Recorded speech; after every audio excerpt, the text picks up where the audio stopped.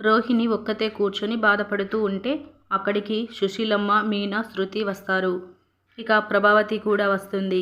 ఏమైంది రోహిణి, అమ్మ గుర్తుకొచ్చిందా అని మీనా అడుగుతుంది. అవును అని రోహిణి బాధపడుతూ ఉంటుంది.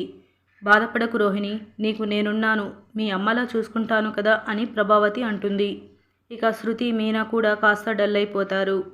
ఆ ఒక్కదానికి తల్లిలా చూస్తే సరిపోదు, ముగ్గురి కోడల్ని సమానంగా చూసుకోవడం నేర్చుకో ముందు అని బామ్మ అంటుంది. మీనాకి అమ్మ ఉంది కదండి అని ప్రభావతి అంటుంది.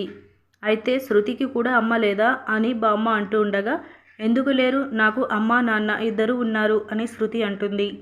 అవుననుకో, రోహిణికి అమ్మ లేదు, మీనాకి నాన్న లేడు, నీకు అమ్మ నాన్నలు ఇద్దరు ఉన్నారు, కానీ ఎవరు మీతో ఉండరు, కాబట్టి అత్త మామలోనే అమ్మ నాన్నలుగా చూసుకునే బాధ్యత మీకు ఉంది, అర్థమైందా అని బామ్మ ముగ్గురి కోడళ్లతో అంటుంది.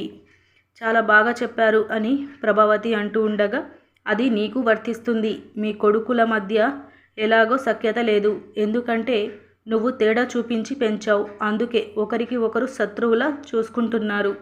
ఈ కోడళ్ళ మధ్య అయినా భేదాలు లేకుండా చూసుకో, మీరు నన్ను ఏకాకిగా వదిలి వెళ్ళిపోయినట్టు నిన్ను నీ కొడుకులు కోడళ్ళు వదిలిపెట్టిపోయేలాగా చేసుకోకు అని బామ్మ అంటుంది. ఒక బాలుగాడే ఏదో ఒకటి అంటాడు తప్ప, నేను అందరినీ బాగానే చూసుకుంటాను అత్తయ్య అని ప్రభావతి అంటుంది. మీనాకి అమ్మ ఉంది, రోహిణికి మీరు అమ్మలాగా చూసుకుంటారు, నాకు కూడా అమ్మ ఉంది ఆంటీ, మీరు నాకు అత్తలాగే ఉండండి అని శృతి అంటుంది. ప్రభావతి ముఖం మాడిపోతుంది. ఇక బామ్మతో సహా అందరూ నవ్వుకుంటారు. కట్ చేస్తే ఏప్రిల్ 10 గురువారం ప్రోమోలో బాలు, రాజేష్ రోహిణి మామయ్యను తీసుకొని చెట్లలోకి వెళ్తారు.